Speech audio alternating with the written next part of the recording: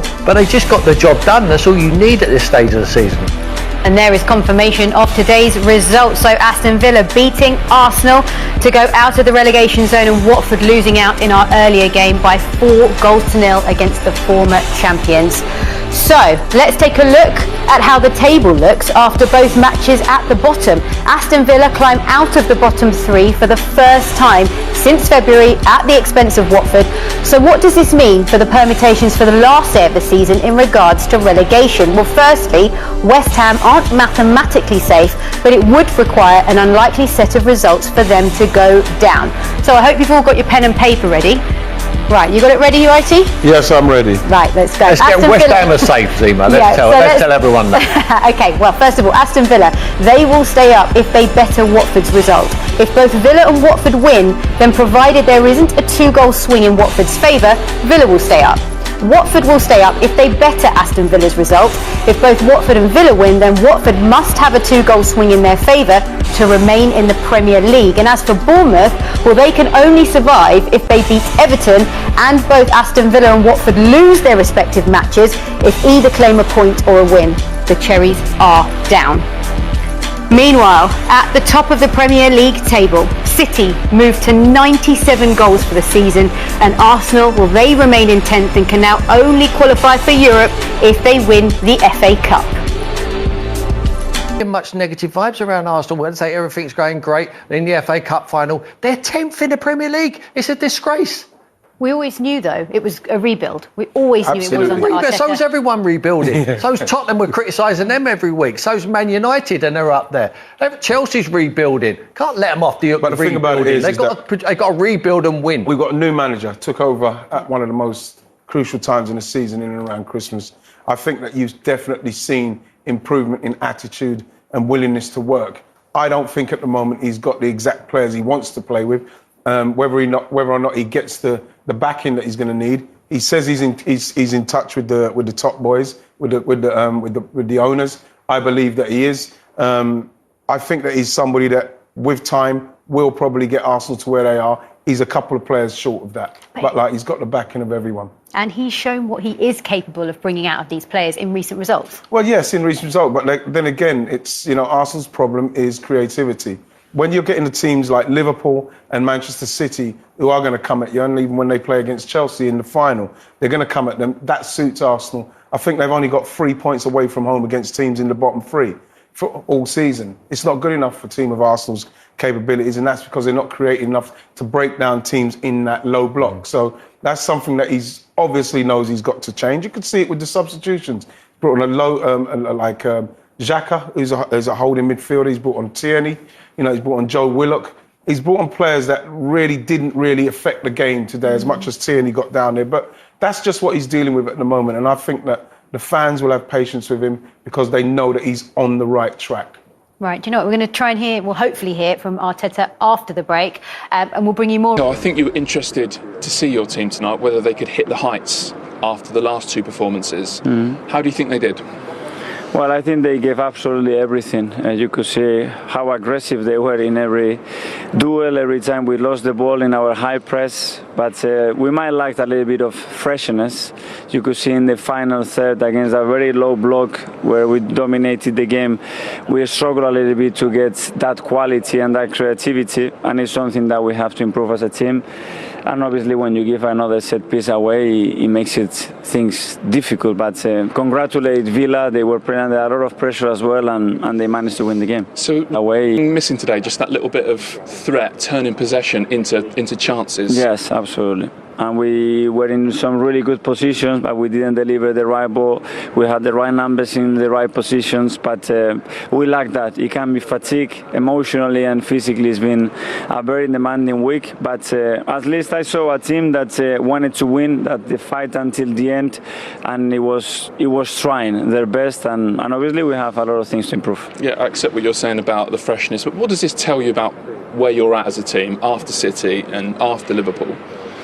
Yes, I'm not disappointed about the attitude at all. It's where we are. I know where we are in certain moments, in certain areas of the pitch, and the things that we need to improve more. And we will get that, but we need a bit more time. It means an 8th place finish outside the top 6 for the first time in 25 years. Now, I know you came in mid-season and there's been progress, but does that tell you how far there is still to go? Yeah, it tells you that the gap doesn't lie. The gap with the top teams in the country, and we have to make that gap smaller and really quickly. There was a plane that went past as well, Mikel, that I wanted to speak to you about at the start of the game. It said, back Arteta, Kroenke out. Now, there obviously are a group of Arsenal fans who feel like you're not going to get the Kroenkes support. And the board and the sporting director and everybody, I feel full backing with them. What we don't know is a lot of things that we have to wait a little bit of time to be there, but backing and support 100%. I don't need that. So to the fans, stick with us. Absolutely, and the fans have to believe what I'm saying, because if not, believe me, I would not say that. Thank you. Okay, thanks. It was a good finish. I mean, first and foremost, let's enjoy the strike. Defending wasn't great, but what a finish. It comes at him quickly. He's got to time it. He's got to watch the ball right onto his foot, and he smashes it into the back of the net.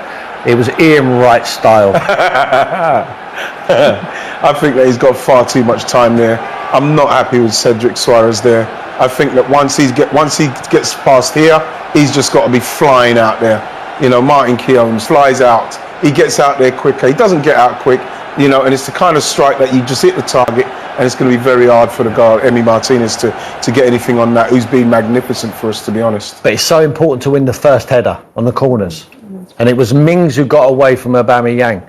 And he almost fooled him into it. We see him here, like sucking him in, like talking to him. Can I have his shirt? Trying to distract. Well, look at your shoes. Look at my shoes. Oh, I'm gone.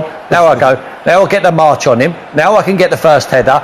Then Trezeguet can slam it into the back of your net, and then you won't have a shot at goal in the whole of the game, and you'll lose the football match. If you are Arteta, you're going to be furious at this, aren't you? Well, we're Aubameyang. The problem I've got with that is that for the tallest player on the pitch, on their side, I should say, maybe not on the pitch, is being picked up by a forward, and I think that a forward can easily be tricked into taking your mind off of what's going on. Because the thing is, Aubameyang's looking at him. He's not even looking when he's ready to take the corner, which a defender would be. He'd be side on. Aubameyang wasn't side on. He's talking to him. He's obviously said something, and that's bam, he's gone. That's the kind of thing what happens, and that's the difference. The little touch on his head, Trezeguet finished it really well, and that's cost Arsenal tonight. Well, let's find out a little bit more about this and actually hear from Tyrone Mings. Tyrone, many congratulations. Great scenes at the end there. You would have known the Watford score going out onto the pitch, but you still had to put a performance in. I mean, what sort of display was that? Yeah, it was a timely one, I think. We knew what was required of us, and we know that we're getting to the stage of the season where only a win will do. And listen, we're still nowhere near out of the woods yet, but we've given ourselves a good chance, and we have to go and replicate it next week, and what will be another tough game.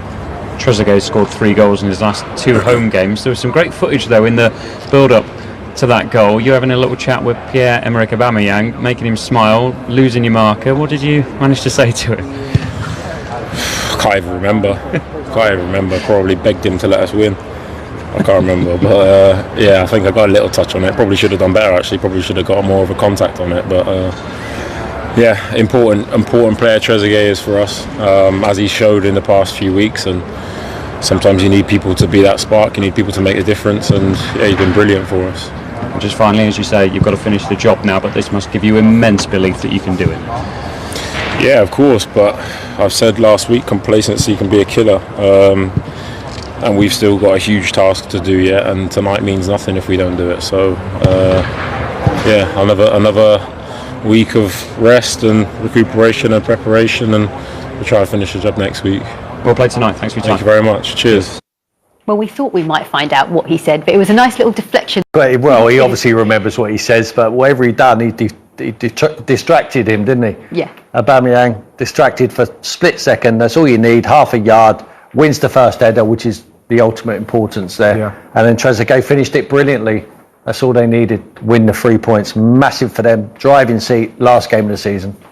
Well, let's take a look now at some of the other chances that fell to Aston Villa in the game, because they did have a couple of good ones, didn't they? This is an amazing chance, and like Jack Grealish again does brilliantly. I think Keenan Davis gets in great strength there, and now he's got to make the keeper work.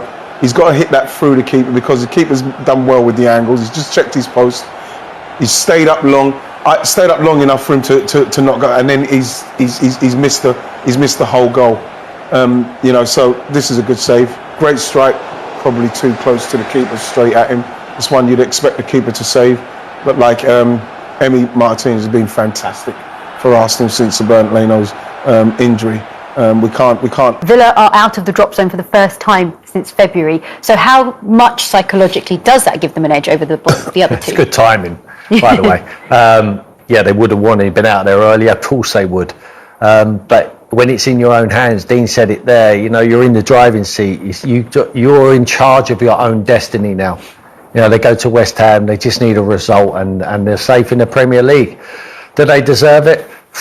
I don't know. I think over the period of the season, whoever stays in the league deserves it. Whoever goes down deserves to go down. And they did well, I guess, to stay alive in those last 15, 20 minutes as well, because that's something they've suffered from in other parts of the season. Yeah, but they are coming up against an Arsenal team that, when you look at, like I say, you look at the midfielders, there's not a lot of goals in it.